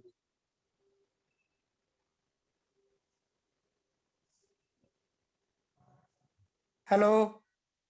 बोलो डॉक्टर साहब। हेलो। अरे वीडियो तुम करो चालू, वीडियो मेरा बंद कर रखा है। वीडियो अनम्यूट करिए। हाँ, वीडियो भी और वो भी। हेलो। आवाज तो आ रही है, वीडियो अनम्यूट है। हाँ डॉक्टर साहब हेलो। उसके कंट्रोल आपके पास है, आपने करना है। मैंने करना है तो मेरे पास जो है ना आए दिखाई तो दे। वीडियो। डॉक्टर साहब बोलो, कोई बात नहीं।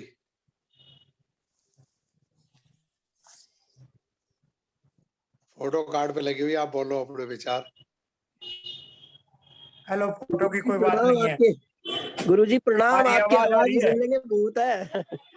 है जी, आपकी आवाज सुन लेंगे वही बहुत है, बोलिए, आशीर्वाद ठीक है। दीजिए। ऐसा है, डॉक्टर मंजूषा राजगोपाल ने बहुत सुंदर ढंग से पूरा विस्तृत विवरण दे दिया है ओमिक्रॉन का। अब उसमें ज्यादा उन्होंने क्या प्रिकॉशन रखेंगे, सावधानी क्या रखेंगे, उसके साथ साथ जो है उन्होंने क्या आयुर्वेदिक दवाई हम यूज प्रयोग कर सकते हैं, इस तरह की। इसमें मुख्यतः ओमिक्रॉन में 20 लक्षण मिलते हैं जो कि अमेरिकन लैब ने बताए हैं।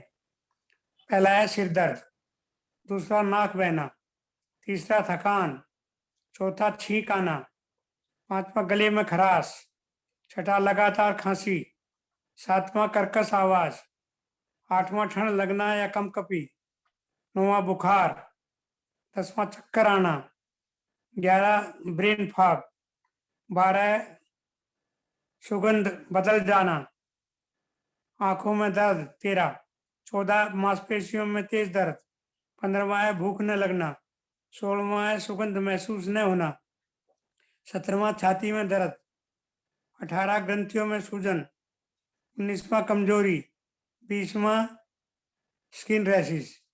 ये 20 लक्षण मिलते हैं, तो जरूरी नहीं है कि ये सारे के सारे लक्षण जो है ना ओमिक्रॉन के रोगी में हों।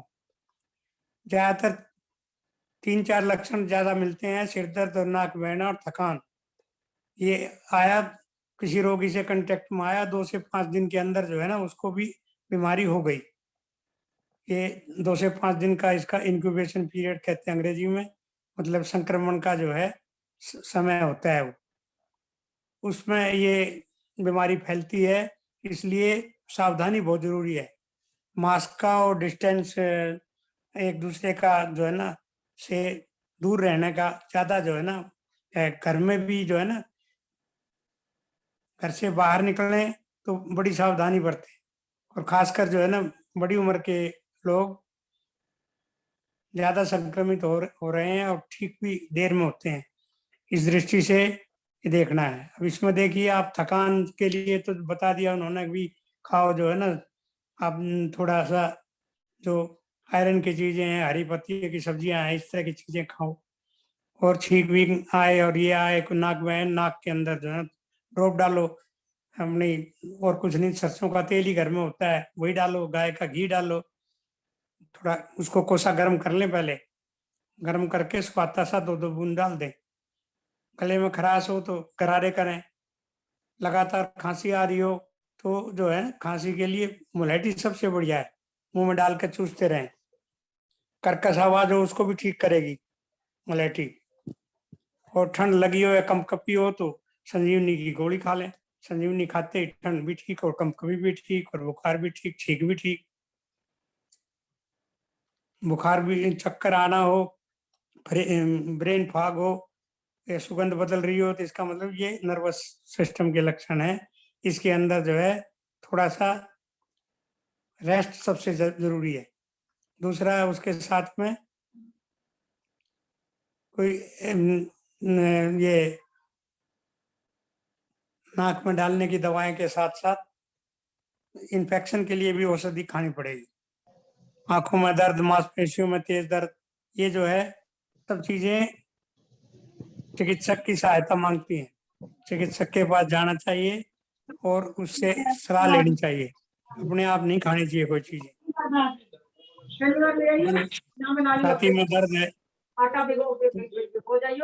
ग्रंथियों में सूजन है, ये सब चीजें जो है ना ठीक हो जाएंगी आयुर्वेदिक दवाइयों से। आयुर्वेदिक दवाई ज्यादा अच्छी है अंग्रेजी दवाइयों से, मेरा ये मत है। और कोई किसी ने पूछना है, कोई बात करनी है तो बताइए। कोई प्रश्न को पूछना चाहे तो पूछ सकते हैं।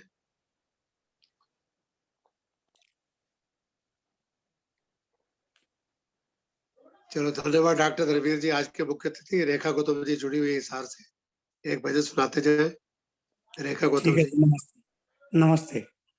नमस्ते जी। भाई साहब एक भजन मैं बोलूंगी, कमलांश। हाँ, अभी बोलवाएंगे कमला जी। रेखा गौतम जी, फिर रेणु गई जी।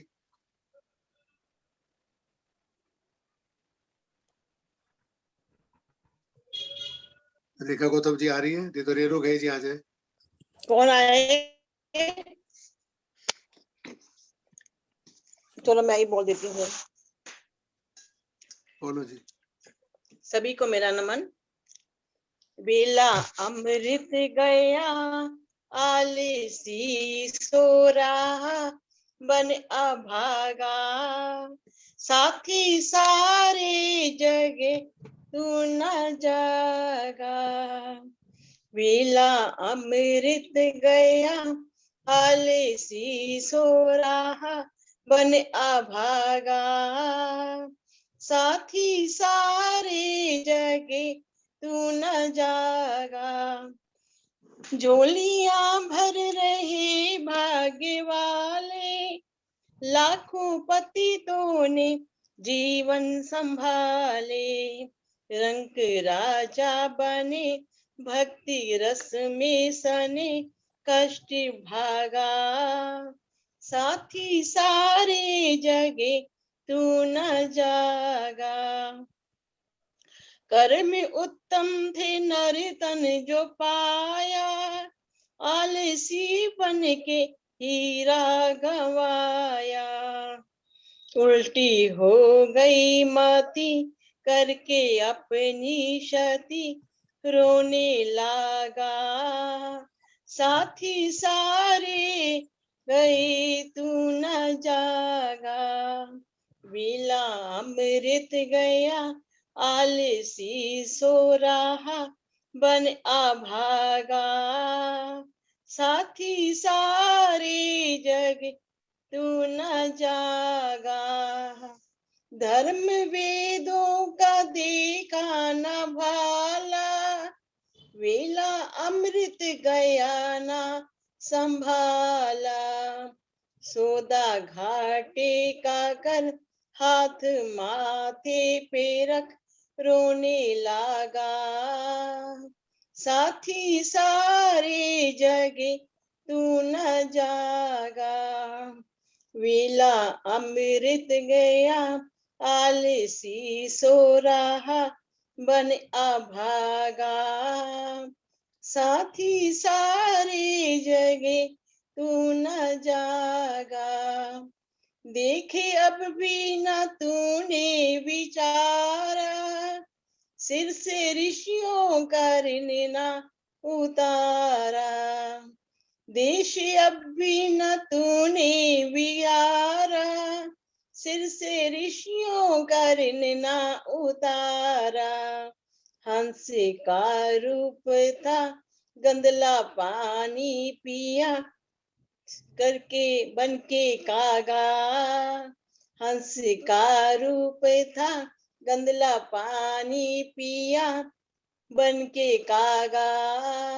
साथी सारे जगे तू न जागा। विला अमृत गया आलसी सो रहा, बन अभागा।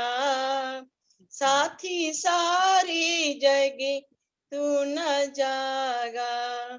साथी सारे जगे तू न जागा। बहुत बहुत बहुत धन्यवाद धन्यवाद भंडारी जी। आपका। अब कमला हंस जी आएंगी विकासपुरी से एक वचन। कमला हंस जी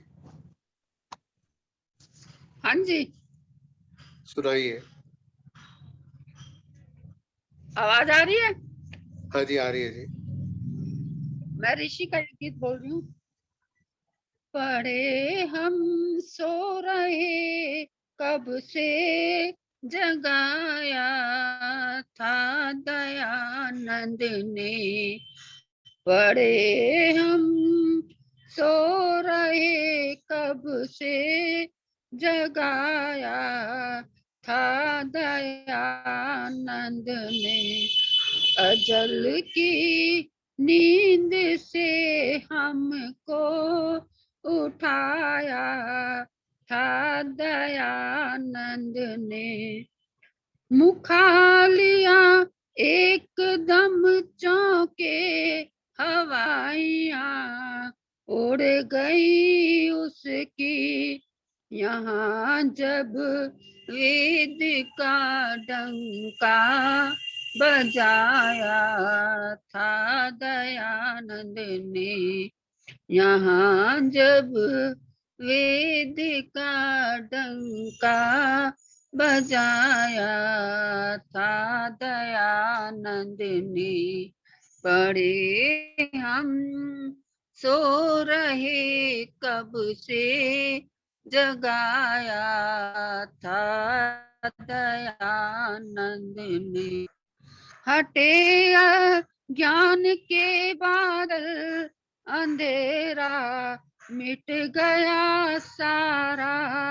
हटे ज्ञान के बादल अंधेरा मिट गया सारा।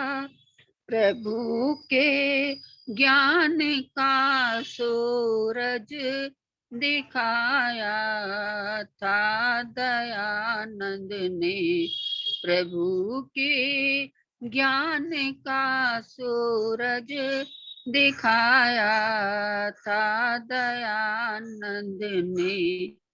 पड़े हम सो रहे कब से जगाया था दयानंद ने। जियो तुम शान से दुनिया में औरों को भी जीने दो। जियो तुम शान से दुनिया में औरों को भी जीने दो। यह शक्ल यह सच्चा रास्ता सबको दिखाया था दयानंद ने। यह सच्चा रास्ता सबको दिखाया था दयानंद ने। पड़े हम सो रहे कब से जगाया था दयानंद ने।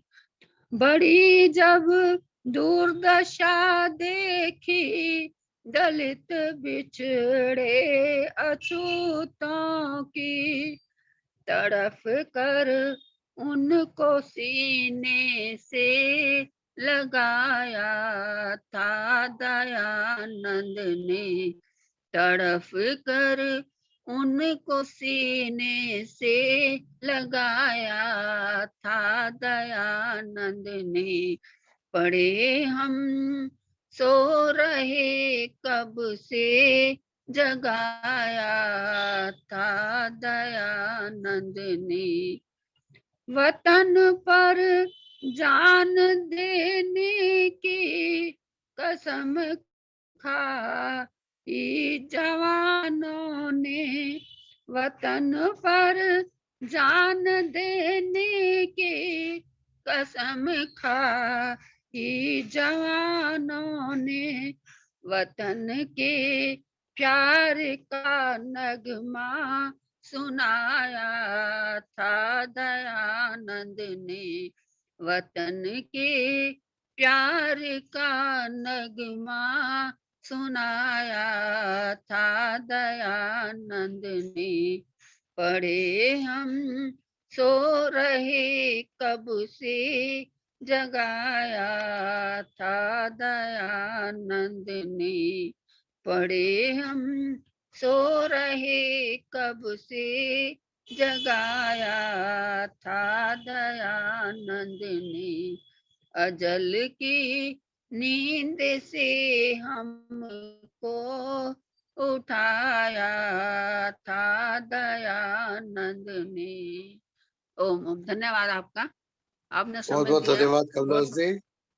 अब मैं रेणु गाई जी से अनुरोध करूंगा एक भजन, उसके बाद आज के अध्यक्ष पीसी बख्शी जी का उद्बोधन। आइए रेणु गाई जी, माइक खोल लीजिए। सभी को सादर स्वागत है। नमस्ते जी। नमस्ते जी। मेरा आज का प्रस्तुत भजन है आर्यों के लिए कि आर्य बनो। बनो आर्य खुद और जहां को बना दो। बनो आर्य खुद और जहां को बना दो। जो कहते हो दुनिया को करके दिखा दो। जो कहते हो दुनिया को करके दिखा दो। बनो आर्य खुद और जहां को बना दो। प्रभु एक है, वेद है उसकी वाणी। प्रभु एक है, वेद है उसकी वाणी। ये संदेश स्वामी का घर घर सुना दो। ये संदेश स्वामी का घर घर सुना दो, बनो आर्य खुद और जहां को बना दो। न ऋषियों की तहजीब मिट जाए वीरों, न ऋषियों की तहजीब मिट जाए वीरों, मिटाए जो इसको उन्हें तुम मिटा दो, उन्हें तुम मिटा दो। बनो आर्य खुद और जहां को बना दो, जो कहते हो दुनिया को करके दिखा दो, जो कहते हो दुनिया को करके दिखा दो। हंसाओ न दुनिया को लड़ लड़ के बचपने में, हंसाओ न दुनिया को लड़ लड़ बचपने में। समाजों में संगठन की गंगा बहा दो, समाजों में संगठन की गंगा बहा दो, जो कहते हो दुनिया को करके दिखा दो। बनो आर्य खुद और जहां को बना दो। अविद्या की दीवार अब तक खड़ी है, अविद्या की दीवार अब तक खड़ी है।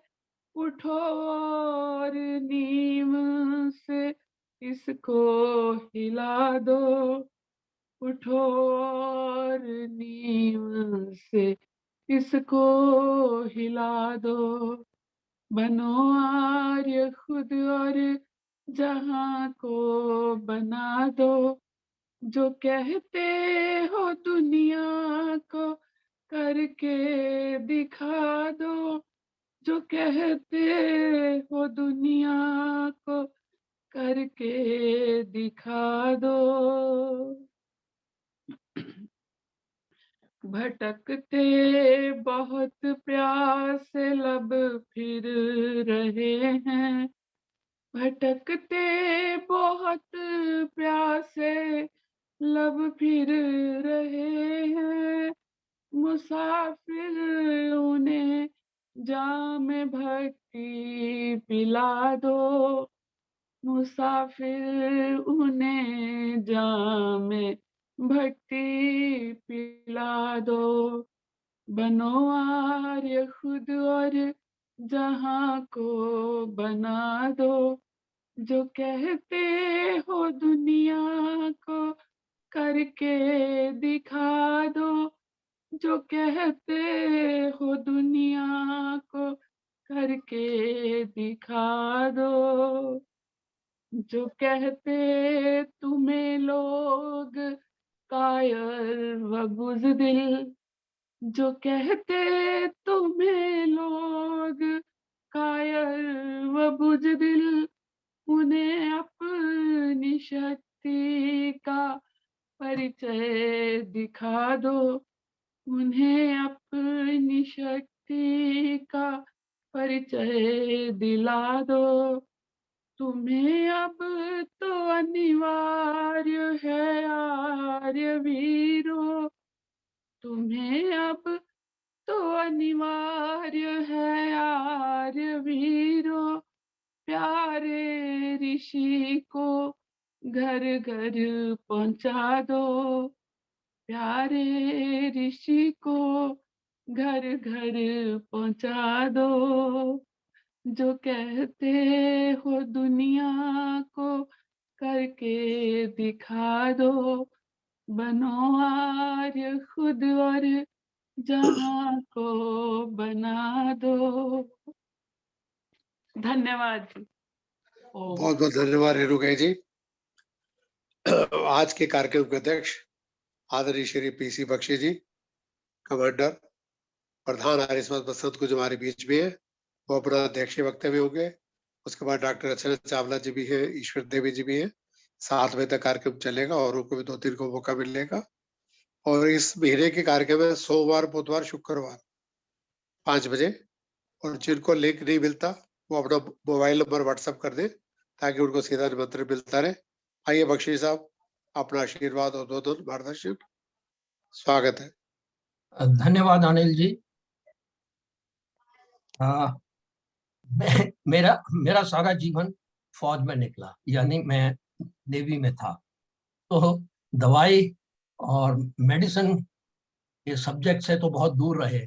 उल्टा हम लोग तो डॉक्टरों के लिए पेशेंट्स तैयार करते थे। खैर, ये तो लाइटर वेन में मैंने कह दिया, लेकिन आयुर्वेद जो है वो हमारे देश में सबसे पहले ये विधि आई। आयुर्वेद जो है ये एक उपवेद है जिसमें आयुर का अर्थ है लाइफ, जीवन, और वेद का अर्थ है साइंस, विज्ञान, जीवन विज्ञान। अब हुआ क्या कि शुरू में तो हमारे बुजुर्गों ने ये सारी चीजें तैयार की। उस समय कागज पे लिखना संभव नहीं था, तो भोजपत्रों पे लिखा गया। उससे पहले श्रुति और स्मृति से ये नॉलेज आगे बढ़ाई गई। लेकिन बीच में एक ब्लैक पीरियड आया, जब हम लोग गुलाम हो गए, तो ये सारी चीजें बैकग्राउंड में चली। अब समय आया है जब हम स्वतंत्र हैं कि इस विद्या को, इस साइंस को आगे बढ़ाएं। एलोपैथी जो है वो पूरे विश्व में फैली हुई है। उसके रिसर्च संस्थान इतने ज्यादा हैं कि उनका सिस्टम बहुत अच्छा एस्टेब्लिश हो चुका है।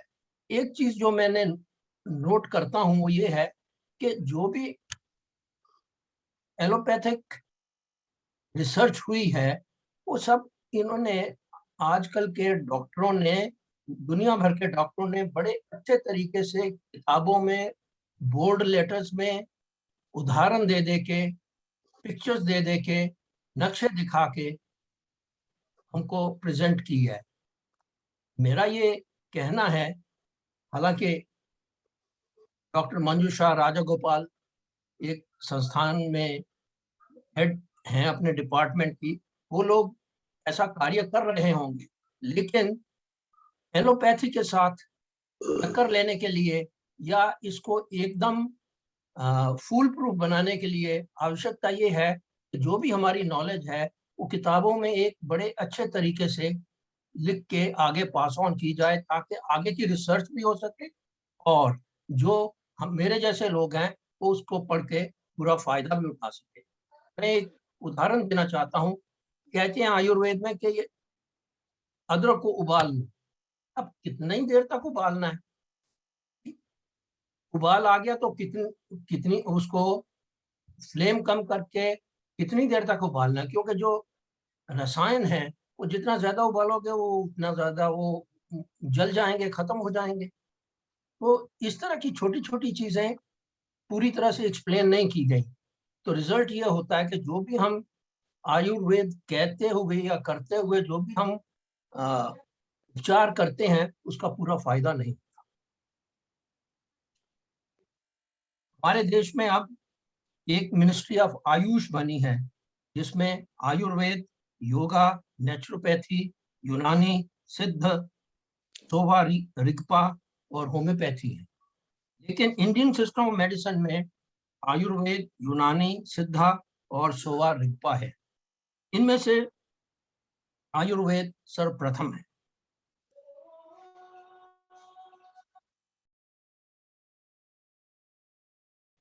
आयुर्वेद का जो सिस्टम है ये हमारे देश में डेवलप हुआ।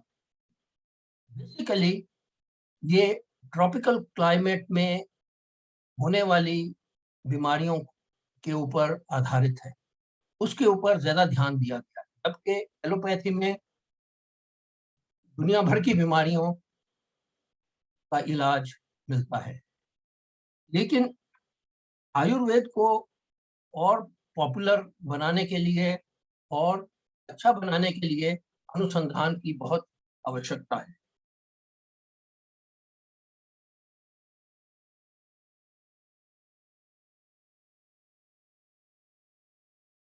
आयुर्वेद तभी अधिक फायदा दे सकता है अगर हम बीमारी से पहले प्रिवेंटिव ट्रीटमेंट शुरू करें। अगर बीमारी बढ़ जाती है तो कई बार ऐसे देखा गया है कि आयुर्वेदिक मेडिसिन से उसको कंट्रोल करना मुश्किल हो जाता है।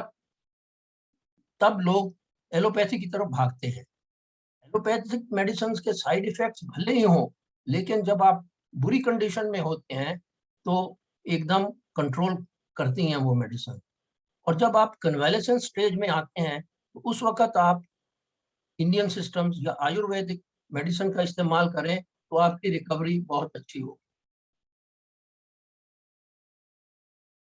एक और बात जो मैं कहना चाहूंगा वो ये है कि हमारे देश की आबादी बहुत बढ़ गई है। हर जगह लोग एक दूसरे के ऊपर चढ़े हुए हैं। जिस वक्त ये सिस्टम बना था उस वक्त हम गांव में रहते थे, थोड़े थोड़े आदमी होते थे। ये ऐसा नहीं था कि लोग एक दूसरे के ऊपर चढ़े हों। आज कोई भी बीमारी हो, लोग एक दूसरे के इतना पास आ गए हैं। कोई भी मार्केट खुली हो, एक दूसरे के ऊपर सांस ले रहे हैं। तो उससे जो हमारे पास बीमारियां हैं, हम उनको इजीली पास ऑन कर देते हैं दूसरों को। अब हम कहते तो हैं कि मार्केट में ना जाओ, दुकानदार कहते हैं आप आओ, इकोनॉमिस्ट कहते हैं जब तक आप जाओगे नहीं, पैसा एक्सचेंज नहीं होगा तो इकोनॉमी नीचे आ जाएगी। तो ये बड़ी विडंबना सी हो गई है कि कितना और कैसे करें।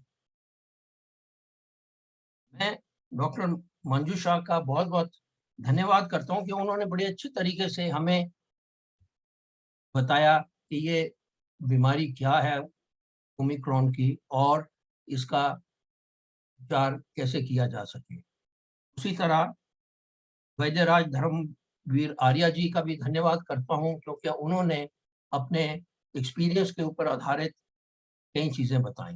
और जो सब लोग इस सेशन में शामिल हुए उनका भी धन्यवाद करता हूं क्योंकि 1.5 पौने 2 घंटा सुनते सुनते आदमी थक भी जाता है। धन्यवाद। बहुत बहुत धन्यवाद प्रधान जी। आदरणीय कमांडर पीसी बख्शी जी, प्रधान आर्य समाज संत कुछ नई दिल्ली। आप पहले भी जुड़े थे, जुड़ते रहे, आपका आशीर्वाद मिलता रहेगा। अब मैं आमंत्रित करता हूँ माता ईश्वर देवी जी, डॉक्टर रचना चावला जी, एक भजन, फिर शांति पाठ 7 बजे। डॉक्टर रचना चावला जी सुनाएंगे आप।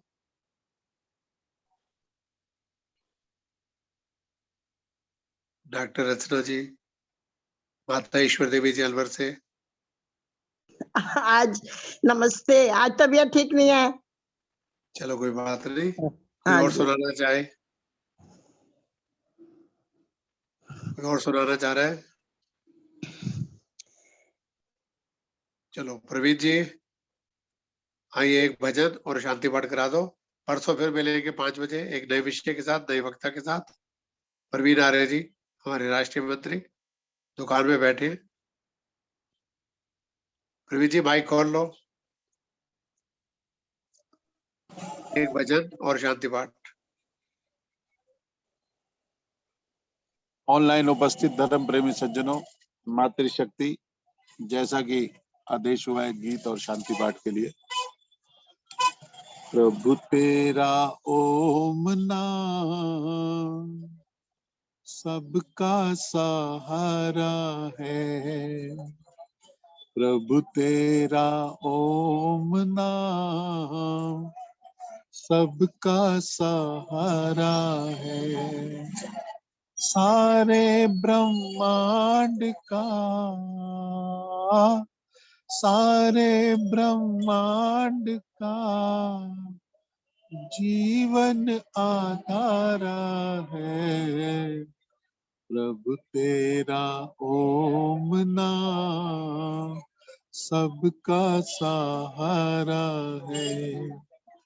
तू है सुखों का दाता, तू ही भव सागर त्राता, तू है सुखों का दाता, तू ही भव सागर त्राता, भक्तों को पार लगाता, भक्तों को पार लगाता, मन का उजियारा है, प्रभु तेरा ओम नाम सबका सहारा है।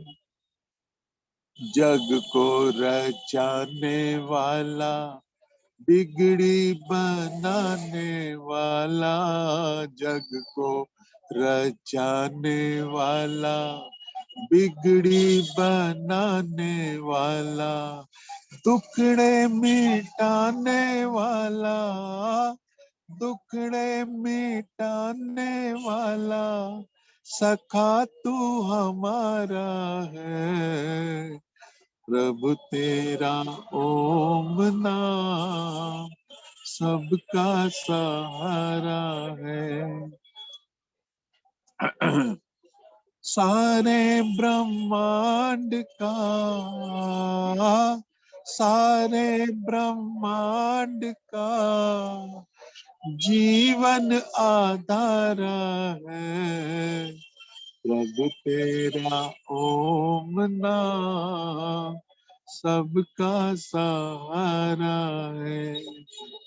जग को रचाने वाला, बिगड़ी बनाने वाला, जग को रचाने वाला, बिगड़ी बनाने वाला, दुखड़े मिटाने वाला, दुखड़े मिटाने वाला, सखा तू हमारा है, प्रभु तेरा ओम नाम सबका सहारा है। ओम द्यौ शांतिरंतरिक्षध्वं, शांति पृथ्वी शांतिरापा, शांतिरौषधया, शांति वनस्पतया, शांतिर्विश्वे देवा, शांति ब्रह्म शांति सर्वत्वं, शांति शांतिरेव, शांति सामा शांतिरेधि। ओम शांति शांति शांति। जो बोले सो अब है। सत्य सनातन वैदिक धर्म की जय। जगत गुरु महर्षि दयानंद की जय। गुरुवर विरजानंद जी महाराज की जय। देश और धर्म पर बलिदान होने वाले वीर और वीरांगनाओं की जय। भारत माता की जय। गौ माता का पालन हो। सभी को सादर नमस्ते।